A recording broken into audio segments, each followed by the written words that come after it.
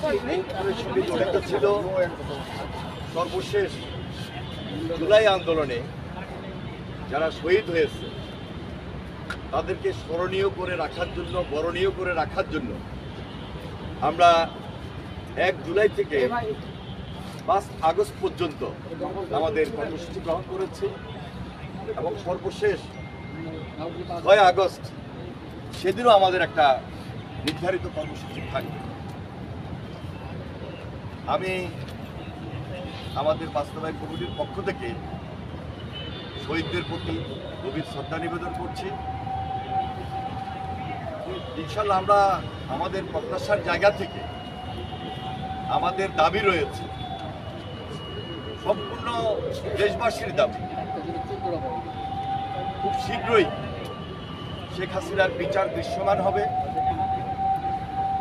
দ্রুত কার্যকর হবে।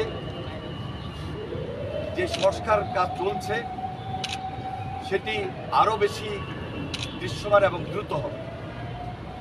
জনগণের প্রত্যাশা অনুযায়ী জনগণের সরকার নির্বাচিত হবে এবং একটা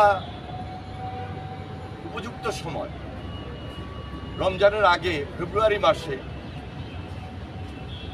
নির্বাচন হবে এবং আমরা প্রত্যাশার জায়গা থেকে বলতেই পারি এই নির্বাচনে বাংলাদেশ জাতীয়তাবাদী দল নির্বাচিত হবে এবং জনগণের সরকারের নেতৃত্ব দিবে। আমরা শহীদ পরিবারকে এখনো যেভাবে পাশে দাঁড়িয়েছি, শহীদ পরিবারের বাংলাদেশ জাতীয়তাবাদী দল একটা দায়িত্বশীল দল হিসাবে বিগত 16-17 বছরে যারা গুম হয়েছে, খুন হয়েছে, শহীদ হয়েছে, তাদের পরিবারের পাশে আমরা দাঁড়িয়েছি আমাদের ভারপ্রাপ্ত চেয়ারম্যান জনাব তারেক রহমানের নির্দেশে এবং দেশনেত্রী বেগম খালেদা জিয়ার পরামর্শে আমরা চেষ্টা করেছি প্রায় প্রত্যেকটা পরিবারের পাশে আমাদের এই অবস্থান থেকে তাদের পরিবারকে সহযোগিতা করা। ইনশাল্লাহ আমরা সেই সুযোগটা নিতে চাই যখন আমাদের উপর দায়িত্ব আসবে।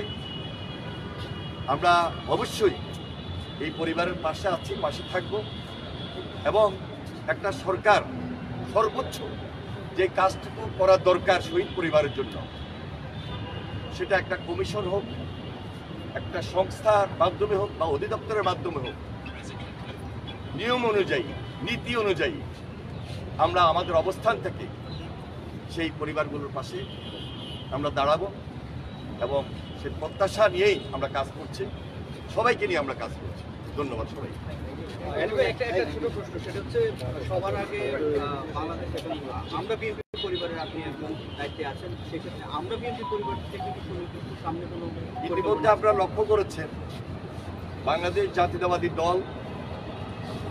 দলের পক্ষ থেকে যে কাজটুকু করেছে, এর বাইরেও রাজনীতির পাশাপাশি সামাজিক দিক, মানবিক দিক চিন্তা করে আমরা বিএনপি পরিবার একটা সেল গঠন করেছি।